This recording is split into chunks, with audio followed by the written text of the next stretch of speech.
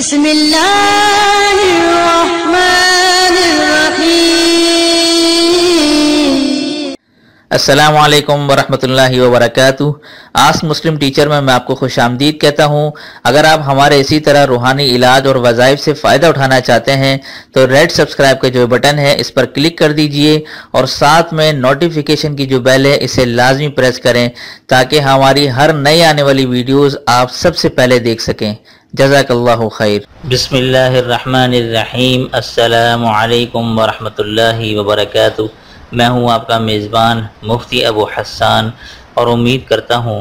آپ تمام لوگ اللہ کی رحمت اور فضل سے خیر و عافیت سے ہوں گے، اور رمضان کا یہ آخری دن ہے، آپ لوگ اس کو جو ہے اس کی خوب برکتیں اور خود اس کی رحمتیں لوٹ رہے ہوں گے، اور آپ لوگوں میں امید کرتا ہوں آپ لوگ ہمیں بھی دعاؤں میں یاد رکھتے ہوں گے۔ میں تو تمام لوگوں کو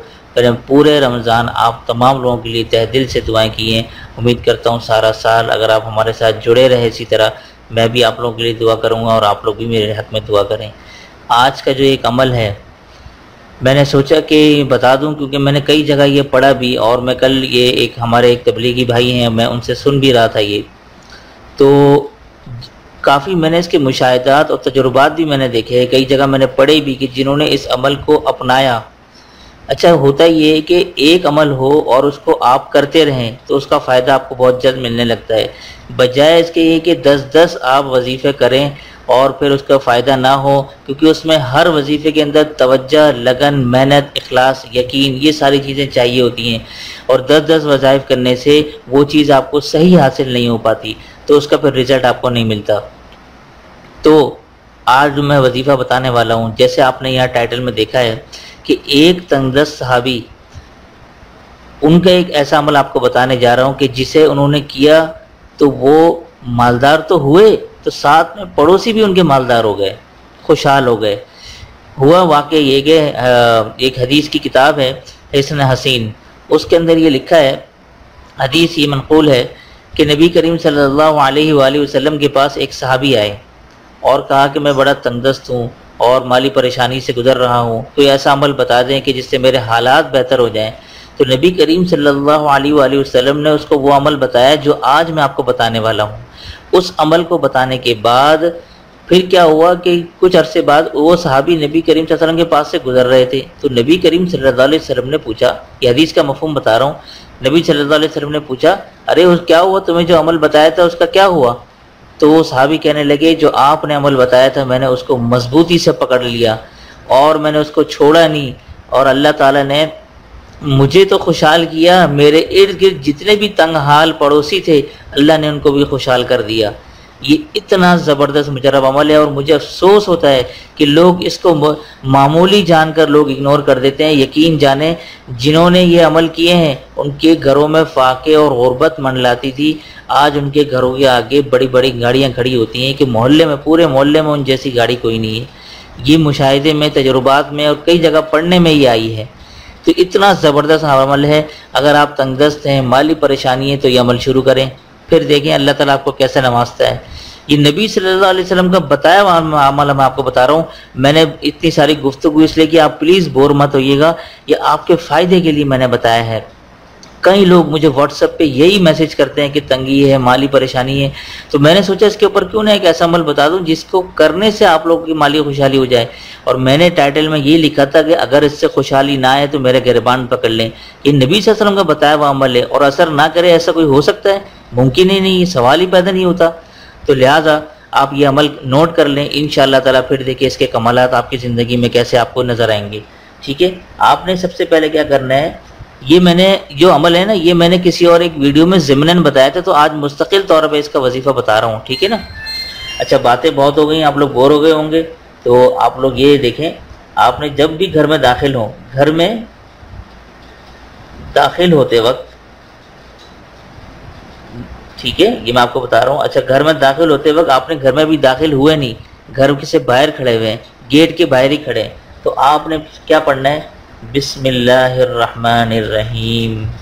سب سے پہلے تو آپ نے اللہ کا نام لینا ہے، یہ کر لیا آپ نے۔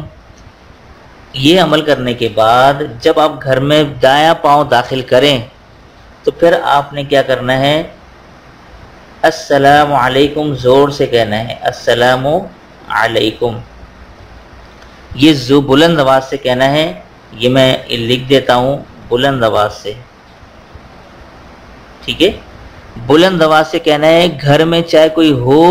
یا نہ ہو یہ آپ نے کہنا ہے، ٹھیک ہے نا، ایک تو یہ عمل ہے۔ دوسرا اس کے ساتھ آپ نے درود شریف پڑھنا ہے۔ صحابی رسول تھے، نبی صلی اللہ علیہ وسلم نے کو کہا کہ ایک دفعہ سلام کرو زور سے اور مجھ پر درود بھیجو۔ اب درود شریف میں یہ ہے کہ آپ کوئی سا بھی درود جو آپ کو مختصر والا درود ہو، میرے نزدیک تو آپ نماز والا درود شریف پڑھ لیں، درود ابراہیمی، لیکن اگر آپ وہ یہ نہیں پڑھ سکتے تو آپ کوئی سا بھی مختصر سا درود شریف پڑھ سکتے ہیں، یعنی کہ صلی اللہ علیہ وآلہ وسلم، یہ والا بھی پڑھ سکتے ہیں، ٹھیک ہے، ایک یہ عمل ہو گیا۔ اچھا دوسرا یہ، اس کے بعد سورہ اخلاص یہ آپ نے پڑھنی ہے، ایک مرتبہ سورہ اخلاص،